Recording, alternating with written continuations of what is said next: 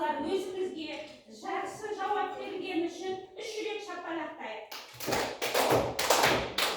Осымен балалар біз серпінді доп әдісі арқылы үй жұмысын қайталап шықтық. Я есімізге салдық. Енді назарымызды тақтаға аударайық.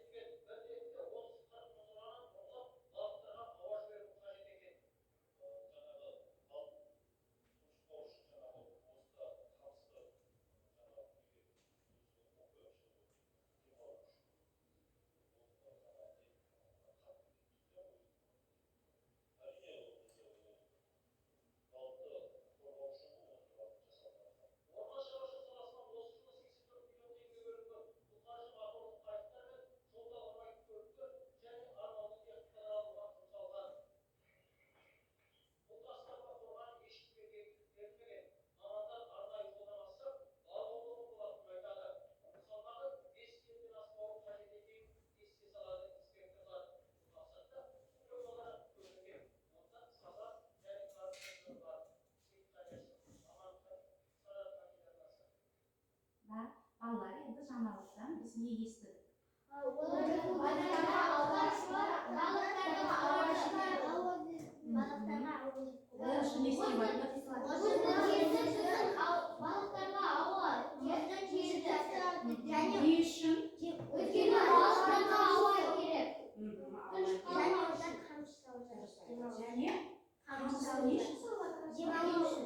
Жаңағы біздің ойымыз жабылып қалмай, жаңағы қамыс арқылы судың астындағы балықтарға ауа бару үшін.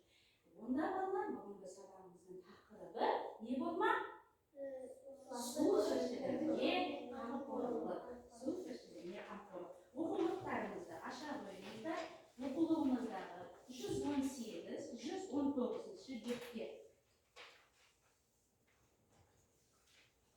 Аштық па? Енді балалар оқулығымызды ашып 118-119-118-ден 120-ға беттер. Бүгінгі сабағымыз су асты тіршілігіне қамқорлық. Сіздерге тапсырма, бәрімізге қазір тып-тыныш ол мәтінді іштей оқып шығарыңыз. Аға, мұқия түсініп қалу.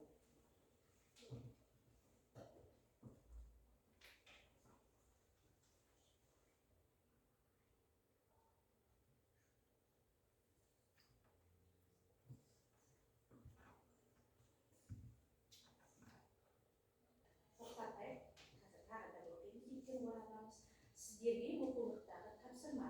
Мұқият тыңдап алыңыздар, иә балалар? Бірінші топ сіздер мына балықтарға көмектеген мәтінді оқып шығасыздар, кезек-кезек. Ол үшін кім оқиды, кімнен кейін кім оқиды, айтып отырасыздар, иә? Бірінші топқа тапсырма мәтінді оқып шығады. Сіздерге екінші тапсырма сұрақтар дайындайсыздар. Осы мәтін бойынша сұрақтар дайындайсыздар. Дәптеріңізге жаза беріңіздер. Үшінші топ сіздерге не істейсіздер? Мазмұндар бересіздер. Осы балықтарға көмек. Қане ақылдаса қойыңдар, кім бастайды, кім аяқтайды деген.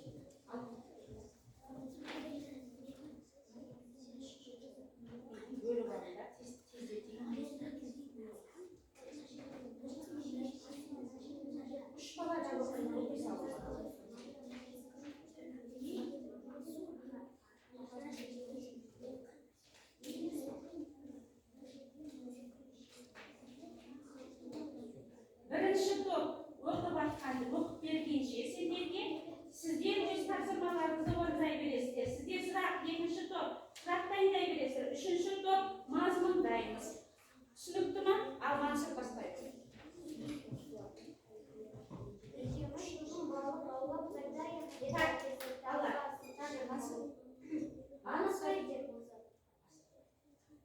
İkimiz bugün balık alıp kaytayız dedi.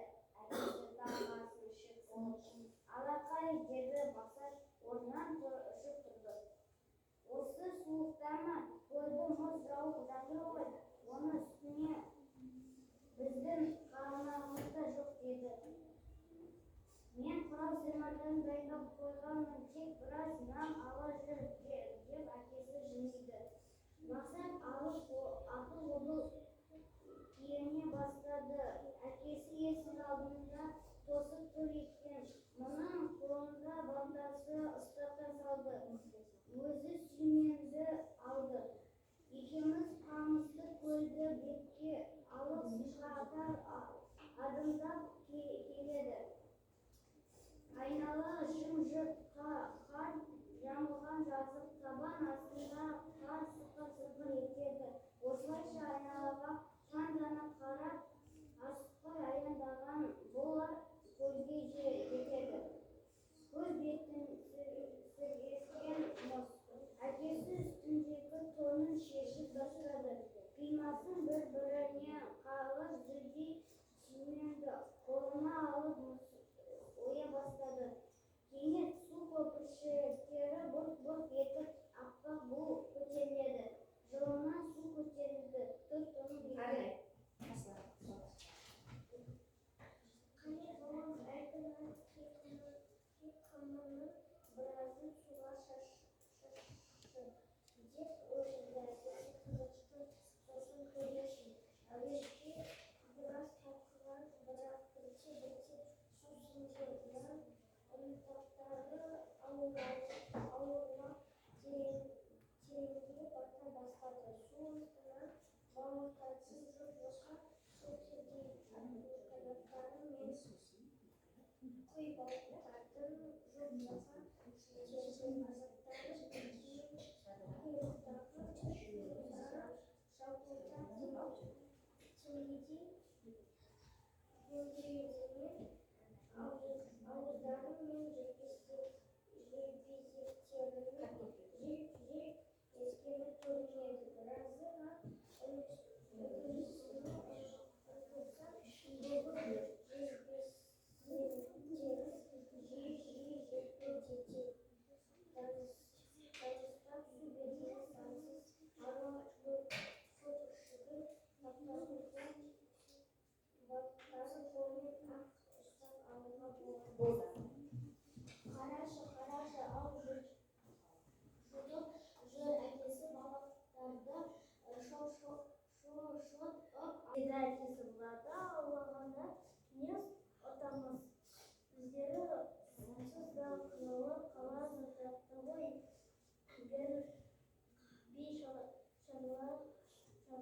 Бейшаралар біз әлі біраз жолы бойымыз келеді. Неге қысты күні көлдер мен өзендерді мұз қатқан соғысында өтеуге дәліз кетеді. Балықтар әсіресе бір күні әкесі баласына балық аулап келейік деді. Мақсат орнынан атып тұрып, осы суықтамай деді. Сосын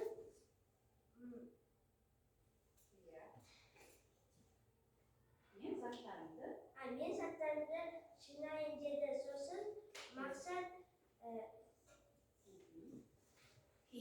апыл-тыпыл киініп,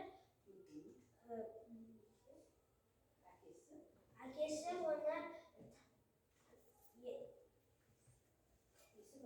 есік алдында күтіп тұрады. Сосын Мақсат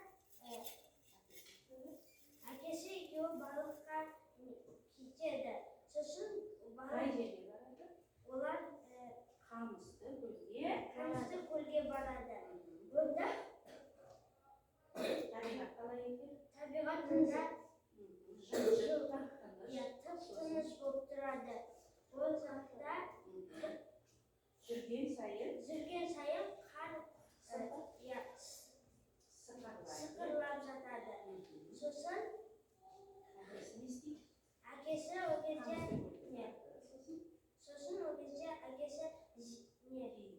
киімін шешіп жерді мұзды шешеді. Қоя бастайды. Ары қарай заман береді.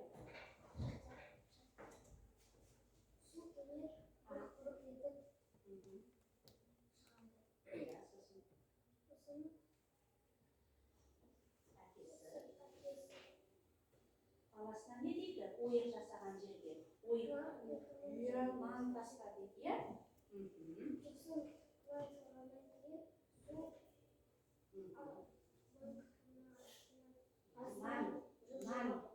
Ман басында судың бетіне қалқып жүреді. Сосын аяз тереңдей береді. Содан кейін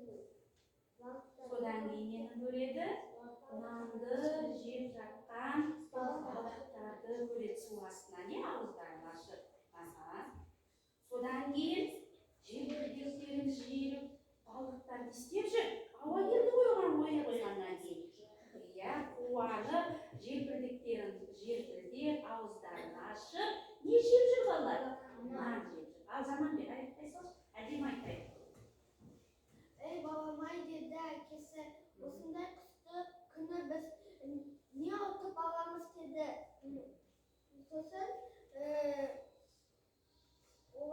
әкесі мен мақсат қысты күні көлде мен өздерінде мұз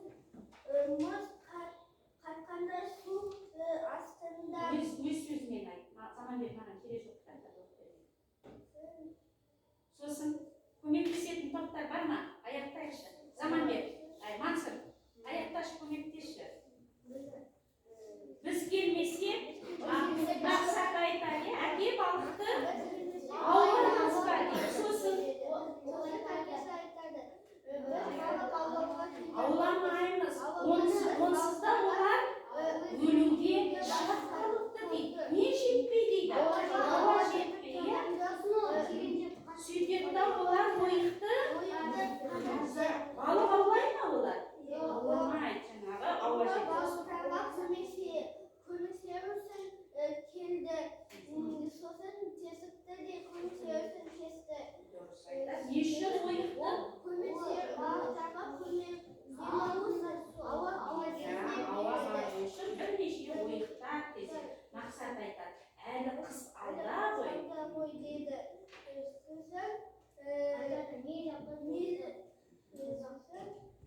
Әлі талай демек мақсат әлі талай әкесімен қайда келеді?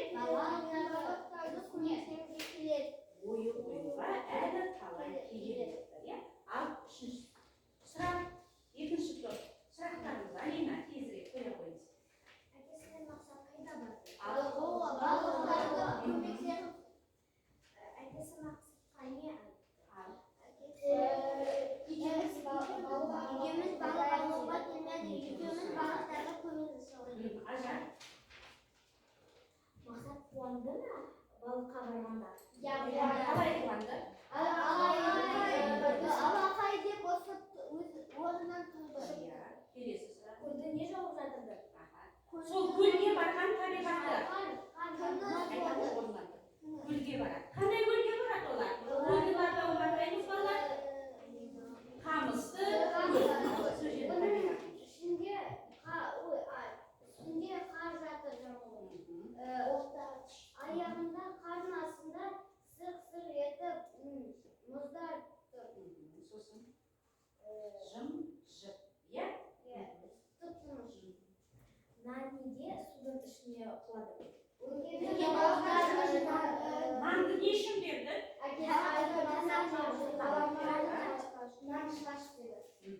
Сөйтіп балалар әкесімен мақсат қандай жұмыс атқарды? Иә, қандай жұмыс атқарды? Қамқорлық жасады. Енді осы балықтарға көмектегі мәтіндегі кейіпкерлерді атайықшы.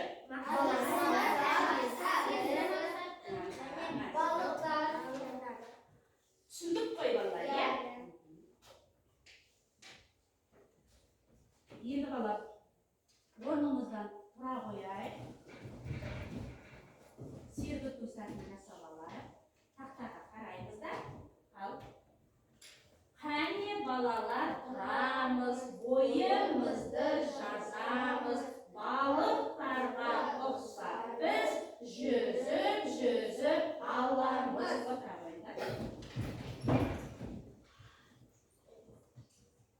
Ал енді бірінші топта сөз жиынтығы.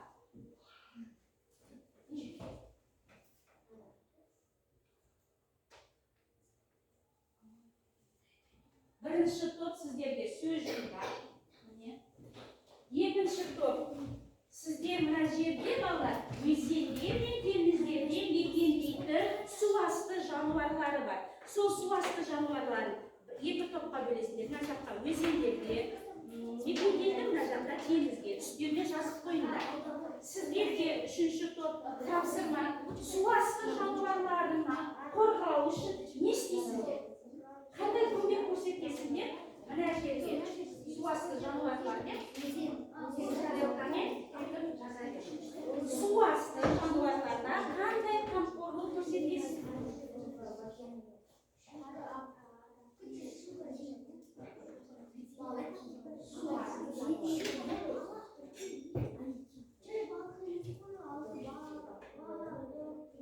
Сіздер сөз жұмбақ түсінікті ма? Орысша, оны қазақшаға аударасыңыздар. Қазақшаға аударасыңыздар.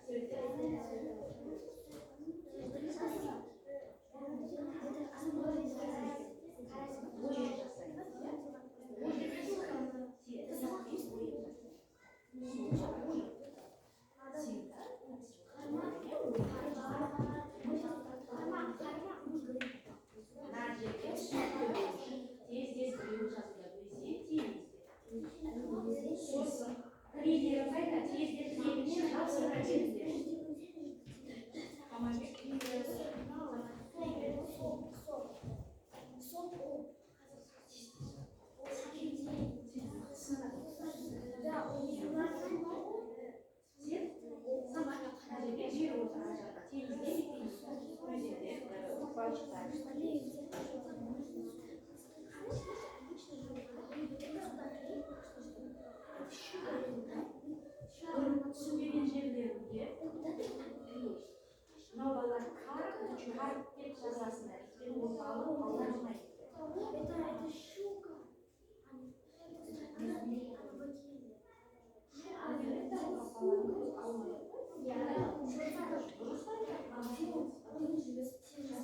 Мен сіздерге мынаны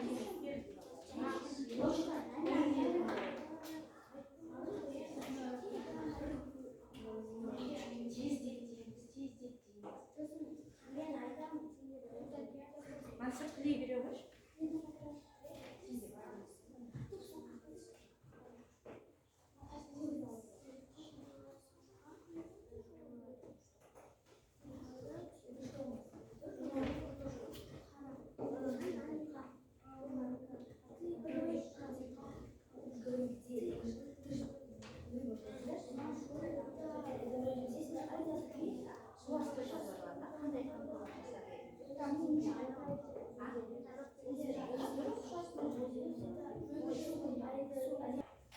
Шыға қойды.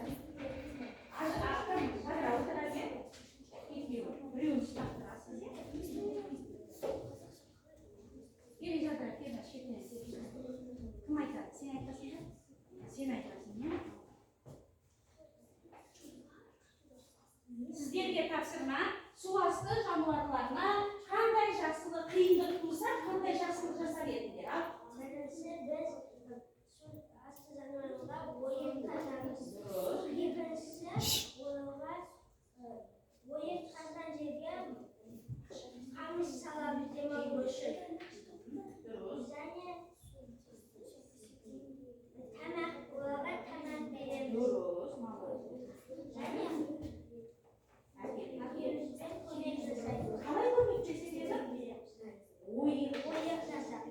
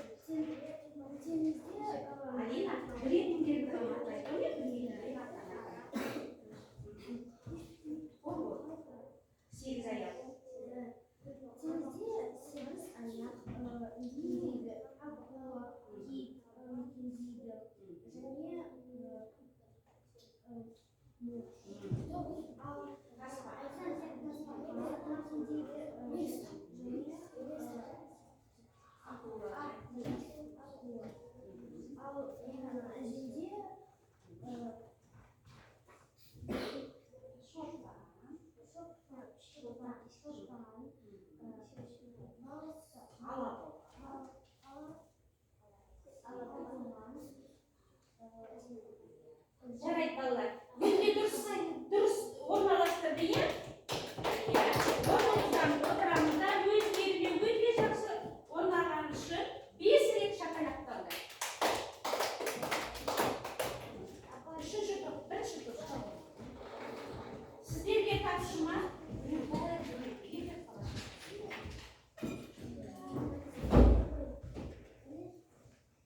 Сіздерге тапсырма сөз жұмбақ шешу. Орысша сөзді қазақшаға айналдырамыз. Біріншіде окунь, алабұға, екіншіде удочка, қармақ, үшіншіде озеро, көл, төртіншіде сом, теңге, бесіншіде кар, Ол балық, иә? алтыншыда шука, шортан, касай, мұнда табан, суда, ол көк сиыр. Осының ішінде балық кездесті ма? Қайсы? Шортан,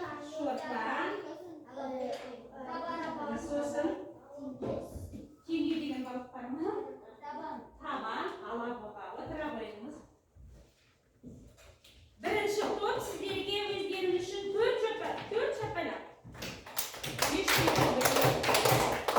Ал енді балалар, келесі мына жерге сіздерге хат келді. Су асты жануарларына хат келді.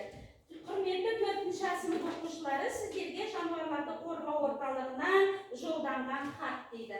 Хатта сіздерге сұрақ берілген. Осы сұрақтарға мамандар сұрақ берді. Сұрақтарға жауап береміз. Тез берді.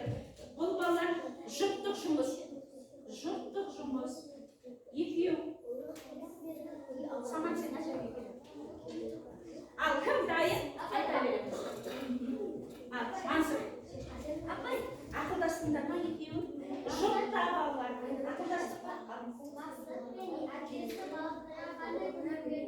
Олар өзенді кесті, ойын кесті, сосын балықтар одан ауа келді оларға.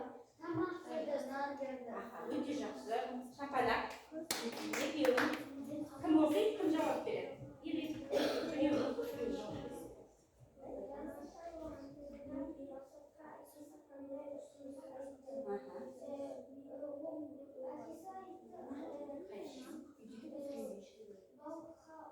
Өте жақсы, тамаша шапалақ. Келесі. Сіздер дайынсыздар ма? Ал кім айтады? Алина айта ғой. Су асты жануарларды апа. Айтады. Шортан, сегіз аяқ, және акула, және кит. Өте жақсы. Шапалақ өзіңіздің. Ал Мақсат балықтарға қандай көмек жасады? Ол балықтарға көмек жасады, ол нан берді. болды. Жадырақ тездес. Қыс мезгілінде. Қыс мезгілінде адамдар қандай балықтарға қандай көмек көрсетеді? Не жасайды? Көлді тесіп, өзенді тесіп, ойық жасайды. Не себептен, неліктен, дәлелденген? Қымыз сабады деп Дұрыс айтады. Өте жақсы. 5 шапалақ бәрімізге де. Орман жануарларды қорғайтын орталықтың жолданған хаттарына, сұрақтарыңызға жауап берді. Енді тезірек балалар тақтамызға қарай қоямыз. Мына жерде қандай сурет көріп тұрмыз? Енді қай жануар туралы қызықты мәлімет білесіңдер? Пингвин туралы айта қояйық. Пингвин олар өз балаларына тамақ іздеу үшін астына не кетеді? Дұрыс. Сосын тағы да Пингвиндер балаларын аяқтарын қалқашаларына да неше жасқа дейін? 2 жасқа дейін. Сосын тағы да қандай? Пингвин деген шақтарды балалар. Тағы да тасбақа.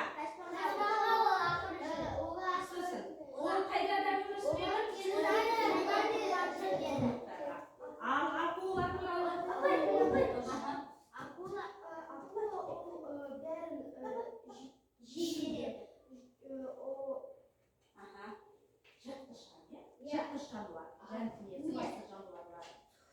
Енді балалар, сіздерге иә жоқ деген әдіс арқылы сіздерге сұрақ. Бірінші сұрақ. Оқи беріңіздер. Мақсат пен әкесі екеуі қамысты көлге барды ма? Иә. Не қоямыз? Галочка қоямыз. Мен қойып отырамын, сіздер жауабын айтып отырасыздар. Иә балалар? Барды ма? Келесі. Суасты жануарларына қамқорлық керек па? Иә. Олар балықтарға көмек көрсету үшін барды деп ойлайсыздар ма? Келесі, қыста балықтарға көмек керектігін бұған дейін естіп білдіңдер ме? Жаңағы ойын қазатыны, оның ішінде жоқ, иә? Бүгін бірінші рет білдіңіз, иә? Мақсат пен әкесі жылымды жасау құрал-саймандар апарды ма? Ойпатты ою үшін құрал-саймандар апарды ма? Мақсат әкесіне көмектесті ма? Жылымды не үшін жасау керектігін бұрын білдіңдер ме? Ойпатты балалар. Балықты аулауға тыйым салатын мерзім бола ма? Иә. Қай кезде? Жақындап келеді. Қазір кезде көктем. Сәуір айында уылдырық шашқан кезде оларға тиісуге болмайды. Балалар, бұның ішінде бізде жұлым деген бар. Жұлым дегеніміз жаңағы судың ақпайтын жері.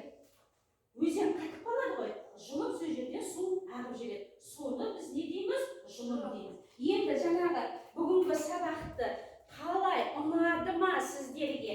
Қайсы ұнады, маған кері байланыс жазып, мына жерге жапсыра қойыңыздар. Тезірек, бірақ сөзбен жеткізіп, міне, су асты екеніне сосын орналастырамыз.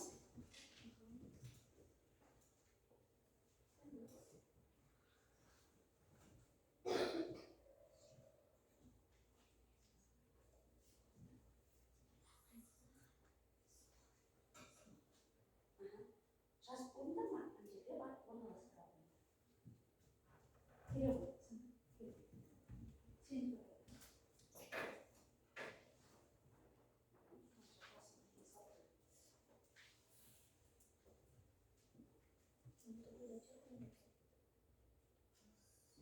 Жазып қойғандарында жапсырады.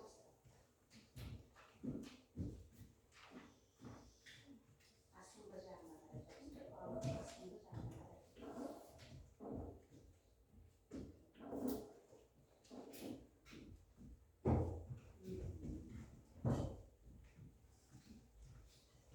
Көп жазбай-ақ қойыңдар балалар. Ұнады, ұнамады. Түсінген жерде түсінгенді